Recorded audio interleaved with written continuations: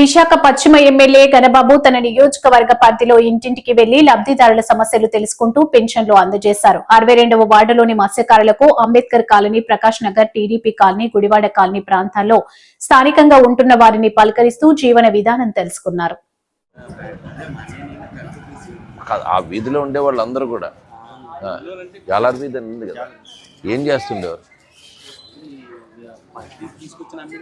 పట్టుకునేవారా? వేటకెళ్ళేవారు అందరూ?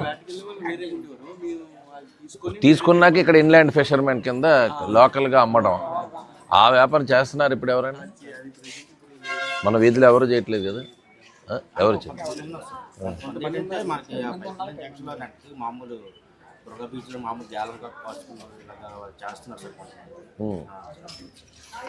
ఓకే, మీరు కూడా అంటే ఇప్పుడు ఆ వృత్తి చేసుకున్న వాళ్ళు మన దగ్గర కొంచెం తక్కువ పోయారు మొత్తం అందరూ.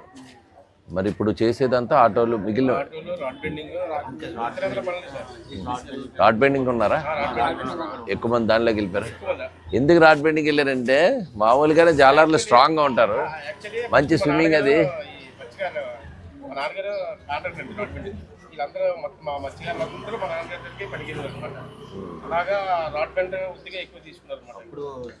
అంటే జెనెటికల్గా స్ట్రాంగ్గా ఉంటారు, దానివల్ల కష్టమైన పనులు ఇల్లే చేయగలరు. అందుకే రాడ్ బెండింగ్ అందరూ చేయలేరు.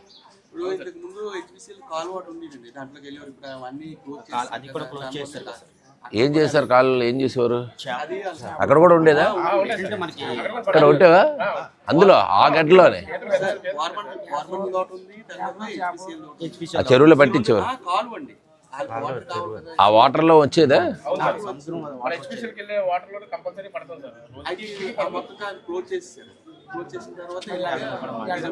మీరు అందరూ అంతమంది వెళ్ళేవారు రేటుకి? ఇప్పుడు పెన్షన్ వస్తుందా? ఎంత వస్తుంది నీది? నువ్వు ఒక్కదానికి వస్తుందా? నీ ఒక్కడికే వస్తుంది ఇప్పుడు పెన్షన్? ఇచ్చారా పెన్షన్? ఇది ఇచ్చారా?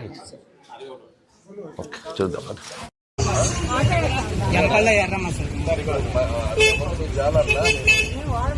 అదే వాడబట్టి ఎప్పుడు కూడా వేటకి వెళ్ళేవాళ్ళు కదా, ముందు నుంచి కూడా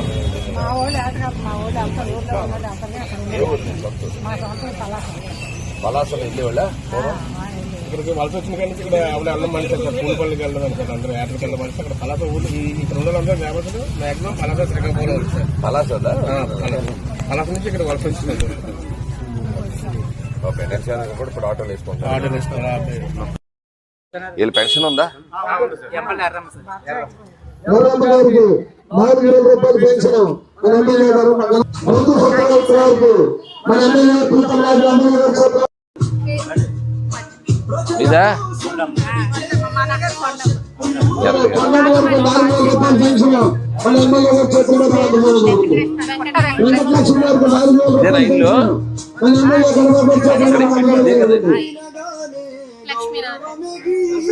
అయ్యా లక్ష్మీనారాయణ గారికి 400 రూపాయలు పెన్షన్ మన ఎమ్మెల్యే గారు చేతుల్లో 2